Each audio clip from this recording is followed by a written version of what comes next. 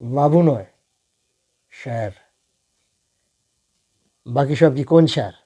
আমি চাই আজ থেকে সম্মান সমান সমান সবার।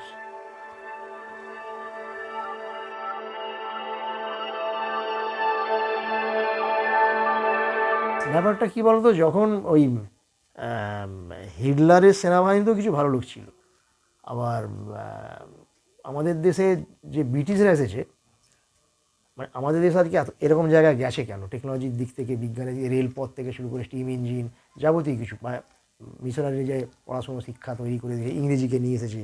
তো কিছু ভালো লোক তারা সদ উদ্দেশ্যে নিয়েই কিছু ভালো, আমাদের কিছু ভালো করবে বলে কিছু কিছু কাজ করার চেষ্টা করেছে। তার মধ্যে কিছু লোক ওই ওই বোর্ডটাকে আমাদেরকে দেখিয়ে তলে তলে তারা তাদের ঝোল ভাতে টানতে চেয়েছে। তো সব দিনই সব জায়গায় কিছু ভালো লোক থাকবে, সেটা আবারও বলি, সেটা সংখ্যালঘু। ভীষণ অল্প স্বল্প কিছু লোক তারা আছে, এবং সেই লোকগুলোকে চিহ্নিত করে ফেলা হবে যে এরা ভাই সংখ্যালঘু, এরা সংখ্যায় অল্প। তাদেরকে নানানভাবে হুইপ দেওয়া হবে, তাদেরকে থ্রেট করা হবে, তাদেরকে আলটিমেট ব্যবহার করা, তাদেরকে ব্যবহার করা হবে। সেটা সে এইবার সেই লোকটা জেনে হোক, অজ্ঞাতে হোক, জ্ঞাতে হোক, সে ব্যবহার হবে। কারণ তাকে কি দিয়ে ব্যবহার করা হবে, ধরো কেউ হয়তো একটু সুনাম পেতে চায়, মনোযোগ দেয়নি, হয়তো সে একটু সুনাম পেতে চায়, বা সে আর কিছু একটু সম্মান পেতে চায়, এইটুকুই হয়তো তার খিদে। ব্যাস, কর্পোরেট সেকশন বা পুঁজিবাদ কি তাকে সম্মান দিয়ে দেবে, সম্মান দিতে চায়। ওই মাছটা কোন চারে, একদম একদম একদম। ফলে কে কতটুকু চায়, কেউ হয়তো স্যার বললে খুশি হয়, কেউ দাদা বললে খুশি হয়, কেউ পদ্মশ্রীতে হয়, কেউ একদম, কেউ ভারতরত্ন নিলে খুশি হয়। ফলে ভালো লোক নিশ্চয়ই কিছু আছে। তো কিছু কিছু ভালো লোককে কী কী খাবার দেবার দিলে সে বঁড়শিতে উঠে যাবে তারা জানে। ফলে সেই ভালো লোকগুলোকে ওরা ঠিকমতো চিহ্নিত করবে এবং তাদেরকে ওরা ক্যাপচার করে নেবে। ফলে এতে কি লাভ, শেষমেশ কিন্তু ভালো খারাপ সবটাই তাদের তাদের তাদের তারা যা করবে তাদের মতো করে করবে। ধরো আজকে আমি কদিন আগের কথাই বলি, আমরা তো মনের মানুষ একটা সিনেমা দেখলাম। মনের মানুষ সিনেমাটার কাকে নিয়ে হয়েছে, লালনকে নিয়ে। তো তাদের টাকা দিয়েছে কে, লালনকে নিয়ে লালনের বায়োগ্রাফি, বা আমি বায়োগ্রাফি ছেড়েই দিলাম, খাপছে খাপছে একটা লালনের একটা কিছু একটা গোটা সিনেমা হয়েছে। করি কি, গৌতম কুণ্ডু, সে এখন কোথায়? জেলে। জেলে। গৌতম কুণ্ডু কেন জেলে? না, তুমি আমি সবাই জানি। তো গৌতম কুণ্ডু আর লালন, মানে এরপরে তুমি কবিতা গড়াবে, এরপর তুমি বলবে যে ভালোবাসা আমায় সারিয়ে দাও। যারা লিখছেন, গান করছেন, সিনেমা বানাচ্ছেন, অসাধারণ কিছু বানাচ্ছেন নিশ্চয়ই, কিন্তু আবারও বলবো, যেগুলো বানাচ্ছেন, যারা বানাচ্ছেন, যে জিনিসটা বানাচ্ছেন তা থেকে তিনি যোজন দূরে। মানে একটা লোক কামদুনি গেল, একটা লোক ওই সন্দেশখালি গেল, দেখে টেকে এসে সেটা সিনেমা নিয়ে ফেললো, দেখে টেকে এসে একটা উপন্যাস লিখে ফেললো, ব্যাস এটা একটা হয়ে গেল, মানে একটা প্রোডাক্ট হলো। এইভাবে এক একটা প্রোডাক্ট তৈরি হচ্ছে, একটা প্রজেক্ট হচ্ছে। এই প্রজেক্ট তৈরি হচ্ছে এখন সব ক্ষেত্রেই। আমি 90% মানুষকে জানি যারা ভালো কবিতাগুলো লেখে ভালো, কিন্তু আমি ভীষণভাবে জানি ওই কবিতার রসদ, ওই কবিতার সোর্স তাদের জীবনে নেই। একটা লোক তার জীবনে কোনো বৈচিত্র্যতা নেই, তার বউ চাকরি করে, সেও চাকরি করে, সকাল 10টায় স্কুল যায়, 4টার সময় স্কুল থেকে ফেরে, জীবন খাওয়া দাওয়া মানে আয়াসে জীবন কেটে যাচ্ছে, তার জীবনে কোনো ডিজাস্টার নেই, কোনো ভ্যারিয়েশন নেই। কোথা থেকে থাকবে, কোনো ভ্যারিয়েশন নেই। মানে তো সে অসাধারণ কবিতা লিখছে, এগুলো কি, এগুলো কিন্তু সৎসাহিত্য, এগুলো চিটিং করছে, এগুলো ঠকাচ্ছে। আমি পরিষ্কার বলতে চাই, এদের কোনো অধিকার নেই, এদের কোনো অধিকার নেই। কী করে পাচ্ছে তাহলে?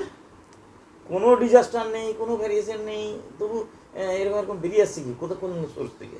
বৈষম্য এক ধরনের ডিজাস্টার তৈরি করে, ম্যানমেড ডিজাস্টার। কারণ সে তো অন্তত আম্বানি নয়, আদানি নয়, সে তো শাহরুখ খান নয়। আজকে সুবোধ সরকারকে যে লোক চেনে তার চেয়ে অনেক বেশি শাহরুখ খানকে চেনে। তো এটা কি সুবোধ সরকারের জীবনে ডিজাস্টার নয়, যন্ত্রণা নয়? মিঠুনের জীবনে বিপর্যয় নয়? মিঠুন একদিন সুপারস্টার ছিল, আজকে শাহরুখ খান সে জায়গাটা নিয়ে ফেলেছে। অমিতাভ বচ্চনের কি ডিজাস্টার নয়, আজকে তার জায়গাটা নিয়ে নিয়েছে সালমান খান। প্রসেনজিৎ জুড়ে আছে যেভাবে, মিঠুন আর সেই জায়গাটা নেই। তো এগুলো এগুলো এই ডিজাস্টারগুলো আছে। ফলে ফলে এইখান থেকে তাদের শিল্প, মানে এই আসলে ব্যক্তি প্রতিষ্ঠার যন্ত্রণা থেকেই, মানে তার ব্যক্তির প্রতিফলনই ঘটছে ওই শিল্প সাহিত্যে। একজন ব্যক্তি তার শিল্প সাহিত্যে থাকুক বা নাই থাকুক, ব্যক্তিটা কতখানি লড়ে নিচ্ছে সামগ্রিক সামগ্রিকতার জন্য, বৃহতের জন্য, এইটাই বড় কথা। তার শিল্পে তার রিফ্লেকশান যদি অনেকটা গোটা গোটাও চলে আসে, আমার কোনো ক্ষতি নেই। গোটা নজরুলে, গোটা সুকান্তে অনেক গোটা গোটা কিছু চলে এসেছে, কিন্তু তার যে গোটা গোটা যা কিছু এসেছে সেগুলো সৎ, সেগুলো ভীষণ অনেস্ট, কারণ সে সমগ্র সামগ্রিকতার জন্য লড়েছে, মানে গোটা সিস্টেমের বিরুদ্ধে লড়েছে সুকান্ত, তার নিজের জন্য লড়েনি। আজকে সুকান্তকে অনেকে হয়তো নাক সেটকায়, এ কি কবিতা, আধুনিক কবিতা নয়। নজরুলকে সেভাবে আলোচনাই করা হয়নি। একটা যারা বামপন্থীরা ওগুলোকে নিয়ে খুব নাড়াঘাটা করতো, তো কি তারাও কী ধরনের, মানে আমি জানি না, বামপন্থীরা নিশ্চয়ই করতো। আজকে বামপন্থাও তো কোথায়, কী বামপন্থা, শুধু জামাটা পরে আছি বামপন্থা, আমি বামপন্থী, জামা পরে আছি, দেখো আমি ইনকলাব জিন্দাবাদ বলি। এই তো আমি মীনাক্ষী বলে এক ভদ্রমহিলাকে দেখছি, মানে আমি কোনো দুঃখ নেই, মানে আমার কোনো চাপ নেই। আমি তো রাজনীতি সেই অর্থে আমার আগ্রহ নেই, আর ওরা আমার শত্রুও নয়। বলছি আমি এটাই, আমি কেন দেখবো মমতা ব্যানার্জি আর মীনাক্ষীর খুব একটা ফারাক করতে পারিনি। একজন দক্ষিণপন্থী, একজন বামপন্থী, দুজনেই একই রকমভাবে কথা বলে। মানে মীনাক্ষী তো আগামী দিনে মমতা ব্যানার্জি, একই, দুজনেই ফর্মের দিক থেকে একই। মানে আজকে অভিষেক আর শুভেন্দুকে একই রকম দেখতে লাগে। তো ব্যাপারটা কি, মানে রাজনীতি এই জায়গায় যাবে কেন? আমি তো আলাদা আলাদা কিছু দেখবো না, বরঞ্চ দেব একটু অন্যভাবে বলে কথা, হয়তো সেটা সে রপ্ত করেছে, সে একজন শিল্পী বলেই হয়তো নিজেকে কিছুটা পারে উপস্থাপন করতে। আমি দেবের আধখানা সিনেমা দেখেছি বা দেড়খানা সিনেমা দেখেছি, দেবের আমি ভক্তও নই, রাজনীতির মঞ্চে কিন্তু দেব একটু অন্যরকম আমি দেবের কোনো অনুরাগী নই, কিন্তু দেবের ওই ফর্মটা ভাল লাগে, মঞ্চে উঠে যেভাবে কথা বলে। আমি বলছি কেন, আমি চোখ দিয়ে তো দেখছি, এমনিতে চারিদিকে প্রচুর দূষণ, তো আমি যাকে দেখবো সামনে, আমি ধরো আজকে কোথাও কি সন্দেশকারীকে কী ঘটছে, কলেজ স্ট্রিটে কী ঘটছে, যাদবপুরে কী ঘটছে, তো জানবো, তো আমি মিডিয়াটা খুলবো, সেই মিডিয়ার মধ্য দিয়ে আমি এগুলো দেখবো। কাদের মধ্য দিয়ে? ফর্মটা নির্বাচন করার স্বাধীনতা কি আমার থাকে, নাকি সময় বলে দেয়, ঠিক করে দেয়? সময় কার হাতে? সময় কিভাবে বলে দেবে? সময় তো আমাদের দ্বারাই যাচ্ছে, আমরাই তো নিয়ে যাচ্ছি সময়টাকে। অটো নয়, সময় অটো নয়। সেটার ক্ষেত্রে জাম হয়ে যাচ্ছে কিনা এই দিকটা তো খেয়াল রাখতে হয়। কি করে জাম হচ্ছে? তুমি এই সময়ে দাঁড়িয়ে উত্তম কুমার দেখো তো কিরকম জাম হয়ে যাচ্ছে। তুমি এই সময়ে দাঁড়িয়ে উত্তম কুমার দেখো, বিভূতিভূষণের পথের পাঁচালী পড়ো, কিরকম জাম হয়ে যাচ্ছে আমাকে বলো। হিরো রাজার দেশে 100,000 বার দেখবো আমি, আমার কোনো ক্লান্তি নেই। একটা হিরো রাজার দেশে বানিয়ে ফেলুক কোনো একটা দম থাকে, কোনো একটা আর্টিস্ট, কোনো ফিল্ম মেকারের, একটা হিরো রাজার দেশে বানাক তো। আমার তো মনে হয় মানে গোটা সত্যজিতের সেরা সৃষ্টি হিরো রাজার দেশে। আমি পথের পাঁচালীর থেকেও আগে রাখবো হিরো রাজাকে, মানে সত্যজিতের সবচেয়ে সেরা সৃষ্টি যদি বলা যায় হিরো রাজার দেশে, মানে একদম। পথের পাঁচালী তো মৌলিক সৃষ্টি নয়, পথের পাঁচালী তো না বিভূতিভূষণ আছে, তুমি যেহেতু বলছো সেটা ফ্রেম টু ফ্রেম, মানে গোটা বিভূতিভূষণকে উপরে করে ঢেলে দেওয়া হয়েছে, কপি, কপি নয়, নিশ্চয়ই সার্থক। আমি সেই জায়গায় দাঁড়িয়ে হিরো রাজাকে অনেকটা, মানে আমি সেরা সৃষ্টি বলবো, প্রাসঙ্গিকতার দিক থেকে, মানে প্রয়োজনের দিক থেকে, মানে সব রসগুলো, সব টিউনিংগুলো, না আমি পথের পাঁচালী নষ্ট করছি নি,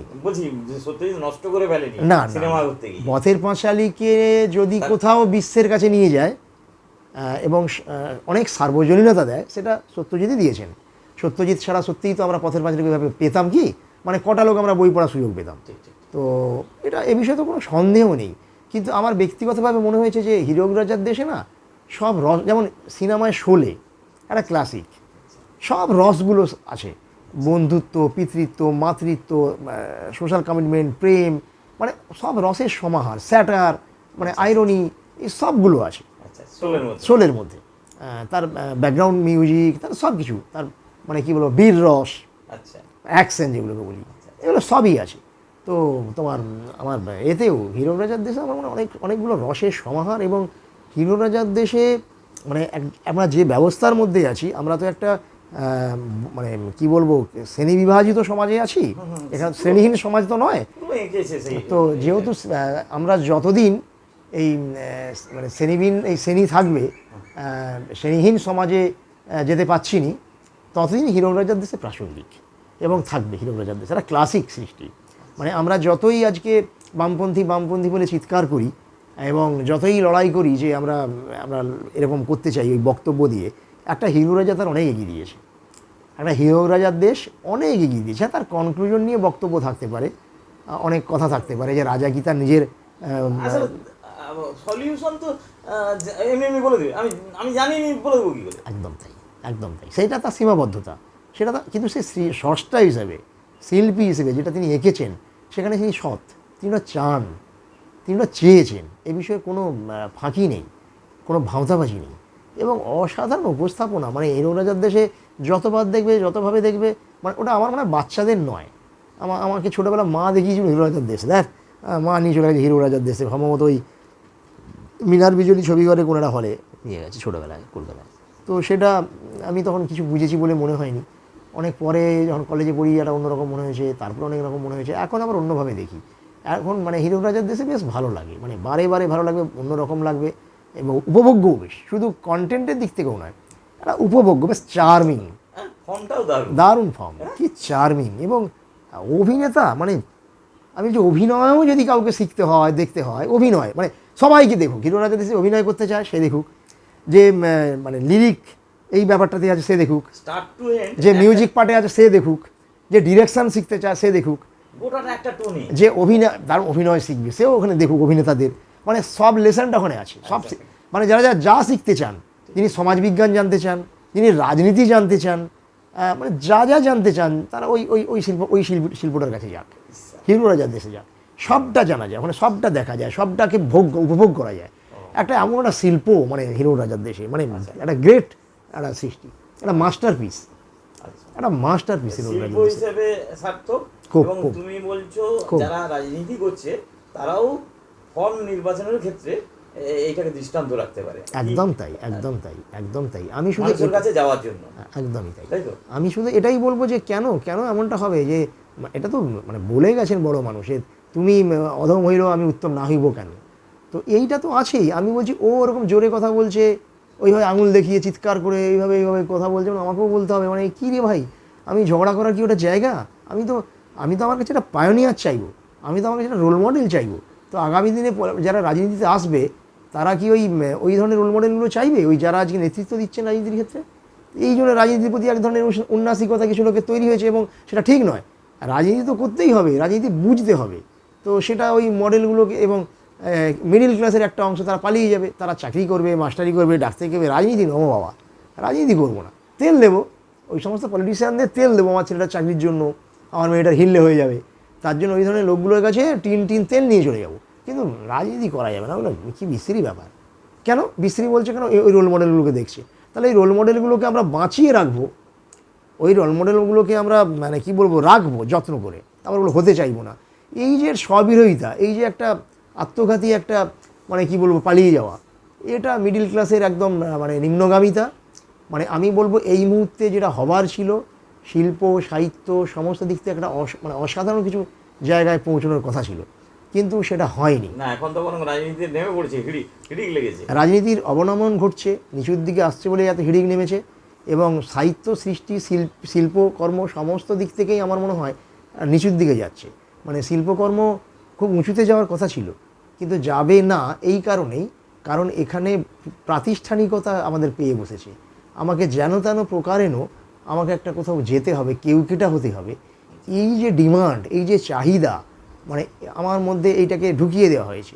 এইটা ঢুকিয়ে দেওয়া হয়ে গেছে মানেই আমার শিল্পকর্মগুলো নিচুর দিকে যেতে শুরু করবে। তার মানে এমন নয় যে মানে রায়মুনাগর ভারতচন্দ্রের মতো কেউ তৈরি হয়নি, রাজানুগ্রহে মানে রায়মুনাগর ভারতচন্দ্র কিন্তু তৈরি হয়েছিল।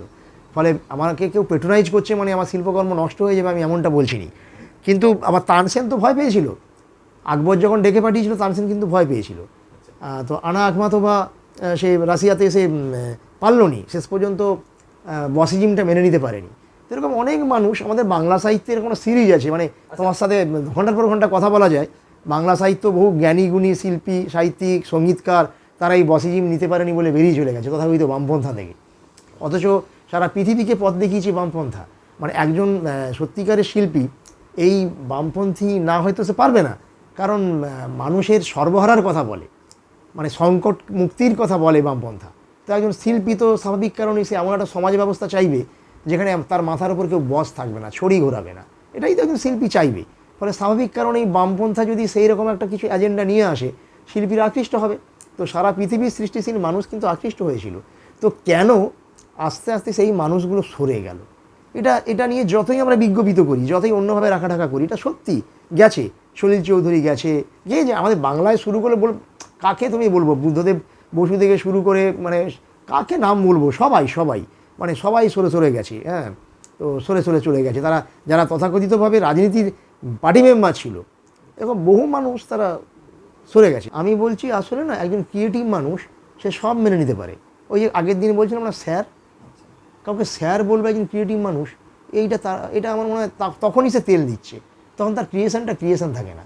একজন ক্রিয়েটিভ মানুষ যদি কাউকে স্যার বলছে বুঝতে হবে তার মানে সে তার মানে সে লোকটা কোথাও একটা কম্প্রোমাইজ করছে, কথাটা কম্প্রোমাইজ, সুবিধেবাদী। তো এই জন্য আমি স্যার শব্দটা তোমাকে সেদিন বলছিলাম যে কোথাও স্যারটা না সরে যাক। বন্ধুর মতো জিনিস হয়, আমি কেন বন্ধু হব না? আমি বলছি বন্ধু এমন একটা শব্দ, মা বাবা, স্ত্রী, বাচ্চা, আমার শিশু, মাস্টারমশাই, সব জায়গায় কমন। মানে বন্ধুত্ব এমন একটা কমন না, মানে এইটাকে সব জায়গায় রাখা যায়। তো এরকম একটা দামি জিনিসকে সরিয়ে দিয়ে আমি কেন স্যার, কেন এরকম বাবু এগুলো আনবো? তো এগুলোকে সরে যাক। এগুলো কারা সরাবে কারা? সৃষ্টিশীল মানুষই সরাবে। একজন সৃষ্টিশীল মানুষই দায় তার যে ভাই এতদিন স্যার বইছে, আমি বইব না। আমি কেন দাস নাকি? আমি কবিতা লিখি, আমি কবি, আমি তো দাস নাকি? তোকে আমি স্যার বলবো? আমি বলবো না। তো এইগুলোকে ধাক্কা দেবে ওই সৃষ্টিশীল মানুষেরা। তো বরাবর এরকম সৃষ্টিশীল মানুষেরা না যখনই এইরকম বাধার সম্মুখীন হয়েছে তারা সরে গেছে। তারা দেখেছে এই লোকগুলো ভালো কথা বলতে এসেছে, ভালো কথা বলবে বলে এসেছে, কোনোটা আদর্শ নিয়ে এসেছে। আদপে শেষ পর্যন্ত এরা না আমার দাসত্বটা চায়, আমাকে কিনতে চায়, আমার চাটুকারিতা চায়। ফলে আমি কেন দেবো নিজেকে? ফলে তারা সেই আত্মসমর্পণ না করতে পেরে সরে গেছে। এটা একটা অংশ। আবার হ্যাঁ, এমনও উল্টো অংশও আছে যারা দাসত্ব করেছে, কম্প্রোমাইজ করেছে, এই অংশটাও আছে। আবার আর একটা অংশ আছে, আমি তিনটে অংশের কথা বলবো, যারা বুঝেছে যে মন্দের ভালো, অন্ততপক্ষে দক্ষিণপন্থী চিন্তাধারা বা অন্যান্য অ্যাগ্রেসিভ চিন্তাভাবনার থেকে বামপন্থা চিন্তাভাবনা, তো কিছু মানুষ নিশ্চয়ই বসে জিম চালাচ্ছে, কিছু মানুষ এই জামাটা পরে আছে, কিন্তু তবু আমি ওইখানে গেলে তলিয়ে যাব, এখানটা গেলে একটু নিজেকে সেভ রাখতে পারবো। ফলে কিছু মানুষ আবার থেকেও গেছে, তারা কিন্তু মন্দের ভালো এই জায়গা থেকে, তারা কিন্তু কম্প্রোমাইজ করেনি, তারা আবার তলিয়েও যায়নি। তো এরকম এইগুলো চলতে থাকবে, এগুলোকে সমালোচনার জায়গায় নয়, মানে এইটা ধারাবাহিকতা, এটা চলমান প্রক্রিয়ার অংশ। মানে ও চলে গেছে মানে আমি একটু সমালোচনা করবো, ও থেকে গেছে মানে ও চাটুকার, এরকম আমি বলছি না। ওই কেউ থেকে গেছে মানে সেই রকম একটা জায়গা থেকে থেকে গেছে, এবার প্রত্যেকে তার এগেইনস্টে। এখন ওই গণশক্তিতে মোদির বিরাট করে প্রথম পাতা জুড়ে বিজ্ঞাপন, সেটা সম্পর্কে আবার অনেকে কি বিশ্রী ব্যঙ্গ করছে যে এরা যদি টাকার জন্য পুরো পাতাটাকেই দিয়ে দিতে পারে, তাহলে এরা পুরোটাই বিসর্জন দিয়ে দিতে পারে। খুব একটা ভুল বলেছে তো এমন নয়, খুব একটা ভুল বলেছে এমন নয়। পুরোটাও কি এটাই কি একবার এই মানে এটা খুব খুব মোটা কথা হয়ে গেল না? মোটা ঠিক একটা কথা, খুব একটা কথা নয়। আবার সারভাইভ করতে হলে নিশ্চয়ই দরকার, সে সারভাইভ করবে কীভাবে? না, আমি যদি লড়াইটা জারি রাখি, আমি যদি আসলে ব্রিটিশদের রেল লাইনটা ব্যবহার করব কিন্তু ব্রিটিশকে তাড়াতে চাই, আমার অসুবিধে কিছু নেই। আমি যদি ইংরেজিটা শিখবো কিন্তু মাতৃভাষাকে ভুলবো না, আমি ইংরেজিটা শিখবো কিন্তু শুধু ইংরেজিতে কথা বলে চমক তৈরি করার জন্য নয়। আমি ইংরেজিতে শিখবো মানে কীভাবে শিল্প বিপ্লব ঘটেছিল ইংল্যান্ডে, সেই জন্য ইংরেজিটা জানবো। কীভাবে ইংরেজিটা শিখবো, কীভাবে চসার লিখেছিল, কীভাবে ডিভাইন কমেডি লেখা হয়েছিল, আমি এই জন্য ইংরেজিটা শিখবো। কীভাবে তোমার মিল্টন অসাধারণ কাব্য লিখলো, এটার জন্য আমার ইংরেজিটা শেখার দরকার আছে। শেলি কীভাবে বললো যে আমি আমার জীবনটা কাঁটার ওপর পতিত হয়েছে, আমি রক্তাক্ত হয়ে আছি। হ্যাঁ, একটা ওই বয়সের মানুষ, রোমান্টিক কবি, একদিকে সে রোমান্টিক অথচ নিজে অনুভব করছে সে কাঁটার মধ্যে গাঁথা হয়ে আছে, সে রক্তাক্ত হয়ে আছে। এইটা জানবো বলে আমি ইংরেজিটা শিখবো, আমি পাবলো নেরুদাকে জানবো বলে আমি ইংরেজিটা শিখবো, তাহলে আমার অসুবিধার কিছু নেই। তো আমি বলছি, আমি যদি লড়াইটা জারি রাখতে পারি মোদির চিন্তাভাবনার বিরুদ্ধে, ওদের ইডিওলজির বিরুদ্ধে, ওদের আদর্শের বিরুদ্ধে, এবং ওখান থেকে রসদ নিয়ে, মানে যে অর্থে ধরো আমি এটা বলতে চাইছি, ধরো তৎকালীন সময়ে কোনো একটা একদমই না, আমি এই লড়াইটা যদি সৎ হয়, এই কন্টিনিউটি থাকে, তাহলে আমি করতে পারি। কিন্তু এটাকে আমি ব্যবহার করছি কি না, কেবলমাত্র ওইটাকে যুক্তি হিসেবে আমাকে নিজেকে প্রতিষ্ঠা করার জন্য ব্যবহার করছি কিনা, এইটা দেখার বিষয়ও আছে। তো এটা খুব সূক্ষ্ম, এটা নিশ্চয়ই জটিল। এবার যারা বোঝার তারা বুঝবেন, যারা দেখার তারা দেখবেন। কোনো একটা বিষয়কে তোমাকে মাল্টি অ্যাঙ্গেল থেকে দেখতে হবে, দেখে তোমাকে সিদ্ধান্ত নিতে হবে, সিদ্ধান্ত নেওয়াটা খুব হঠকারী না হয়। সিদ্ধান্ত নেওয়ার ক্ষেত্রে আমার ব্যক্তি চিন্তা, ব্যক্তি মানসিকতাই শুধু, এই যে আমি যা যা বললাম এখানে যেমন আমি আমার ব্যক্তি ভাবনাটা রাখার চেষ্টা করেছি, উল্টে শুধু ব্যক্তিটাই রেখে দেবো, তাহলে আমি বলবো ওই কথাগুলো আমার বলাটার মধ্যে অসততাই আছে, আমাকে নিজেকে প্রতিষ্ঠা করার বাসনাটাই থেকে গেছে। আমি যাই বলি আমার ব্যক্তি পাওনা গণ্ডাগুলো আমি সমাজ, আমার পরিবার, আমার চারপাশ থেকে পেয়েছি, এবং আবার এই চারপাশকে রিটার্ন দেওয়ার জন্য আমি যদি কিছু বলে থাকি তবেই আমার বলাটাকে আমি অনেস্ট মনে করব এবং আমার বলাটাকে সার্থক মনে করব, এবং আমি সেই বলাটাই বলতে চাই। আমার প্রতিদিনের প্রিপারেশান, প্রতিদিনের প্র্যাকটিস যেন আমি সেভাবেই গড়ে তুলতে পারি যে আমি আমাকে ভেঙে কিভাবে আমি সমগ্র হতে পারি। আমি আমি অনেককে জানি ধরো কথাই বলছি, এখন যারা মনে করেন যে আমি সবচেয়ে উল্লেখযোগ্য বামপন্থা, বিপ্লবী বামপন্থা, আমরা এরকম তো আছে, অতি বিপ্লবী এরকম বিপ্লবী বামপন্থী দল করে, তাদের বাড়িতে যদি 20 জন লোক থাকেন 20 জনই চাকরি করেন। কারণ প্রশ্ন করবে তাদের যোগ্যতা আছে, লেখাপড়া শিক্ষিত, তারা চাকরি করবে না? কেউ ডাক্তার, কেউ মাস্টার, কেউ প্রফেসর, 20 জনই চাকরি করে, এবং দাদা, ভাই, বোন, বৌদি, মানে আমি বলছি এইটার সঙ্গে বামপন্থা বিরোধ আছে। এটা একবার পরিষ্কার বলবো, বামপন্থার বিরোধ আছে। তোমার ব্যক্তি চর্চা, তোমার ব্যক্তি অনুশীলন, তোমার ব্যক্তি ভাবনার সঙ্গে সামগ্রিক ভাবনা খাপ খাচ্ছে না। আচ্ছা, না ওই যে তুমি যে বললে রেল লাইনের সুবিধাটা নিয়ে আমি যদি ব্রিটিশ বিরোধী মনোভাবটা বজায় রাখতে পারি তাহলে কি সেটা কার্যকরী হবে না? তুমি তোমার বইটাকে যদি তুমি ফুটপাতে নিয়ে চলে আসো আর জুতোটাকে যদি এসি ঘরে রাখো, তাহলে তোমার লড়াইটা আমি দেখে নেবো। কিন্তু জুতো কিনতে তুমি এসি রুমে যাবে আর কলেজ সিটে বই বিক্রি হবে ফুটে, তোমার লড়াইটা তুমি দেখে নেবো। তুমি বামপন্থা বলছো কিন্তু তুমি এসি ঘরে জীবন কাটাচ্ছ। মানে আমি বলছি তোমার ব্যক্তিগত চর্চা, বটবৃক্ষ সে অনেক নেয় মাটি থেকে রস নিয়ে বিলিয়েও তো দেয়, সেরকম যদি কেউ হয় মানে এগুলোই তো মডেল হবে আমাদের ক্ষেত্রে। তাদেরকেই তো দেখতে চাই আমি বলছি কেন এই প্রসঙ্গে এলাম, তারা আমি দেখতে পাচ্ছি না বলে তাই।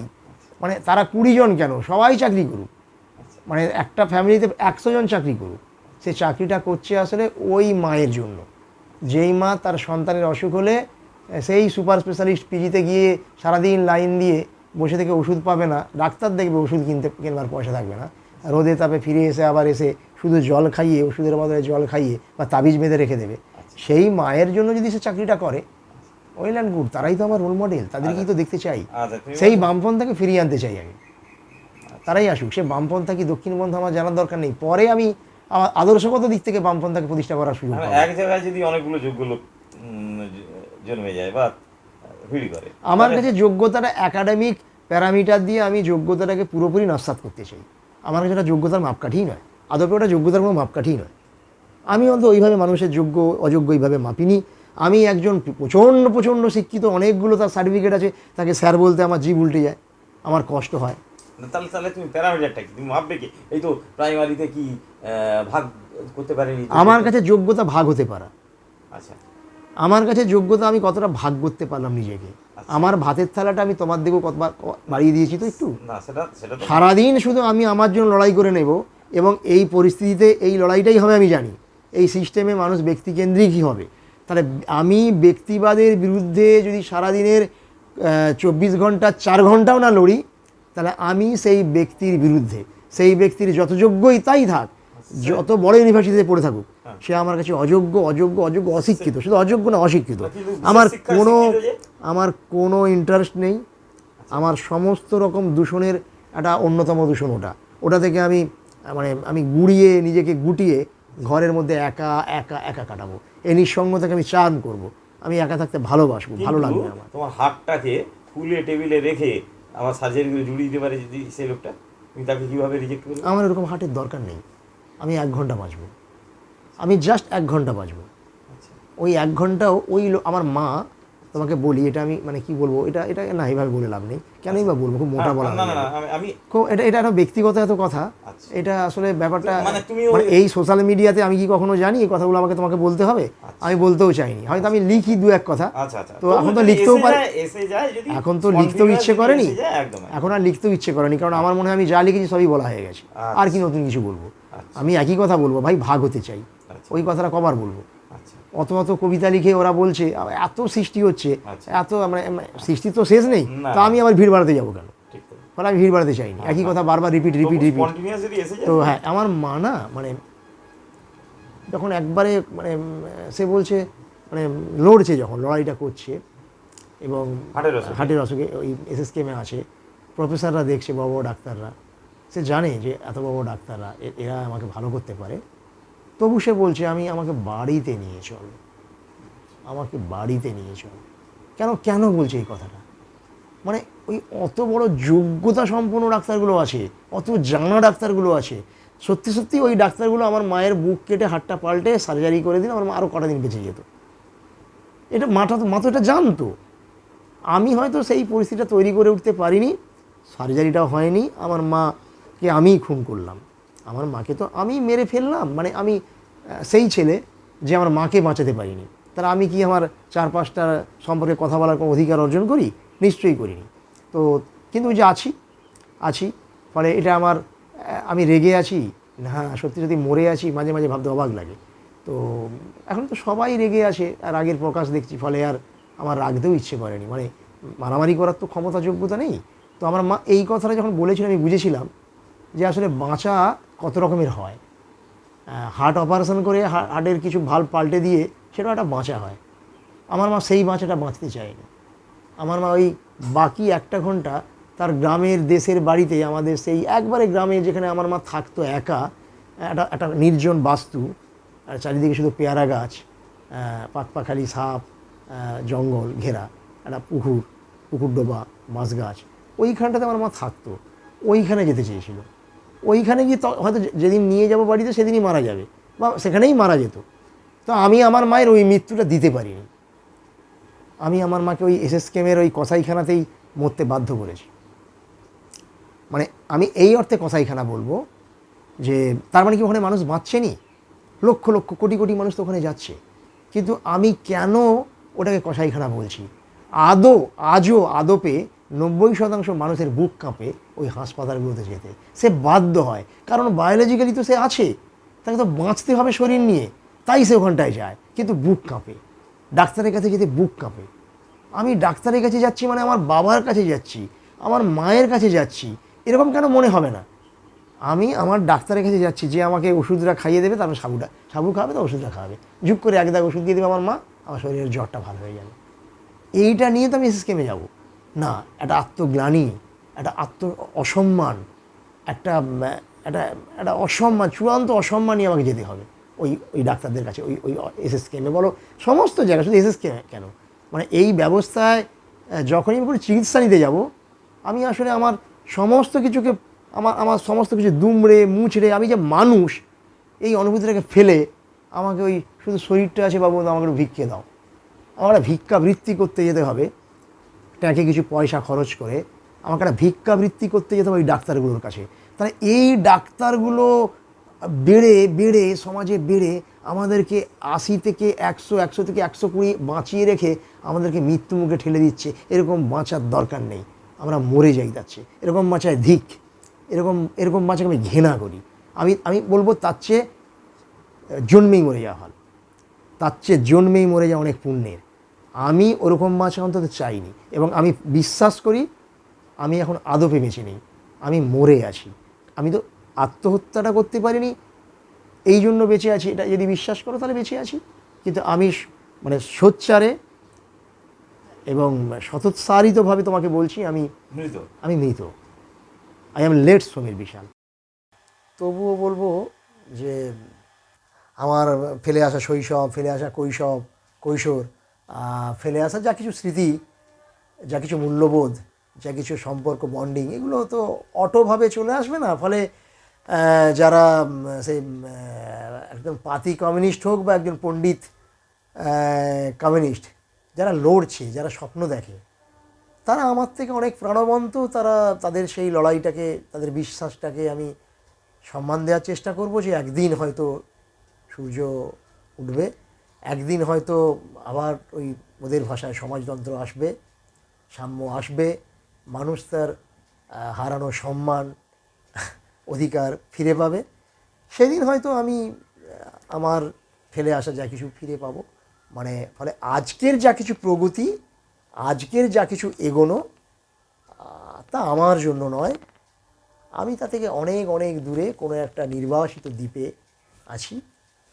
সেখান থেকে দু এক কথা কাউকে আক্রমণ করার জন্য নয়, কারো উদ্দেশ্যে নয়, আমি যেহেতু আছি, কোথাও একটু বেঁচে আছি সেটাই বলে ফেলা।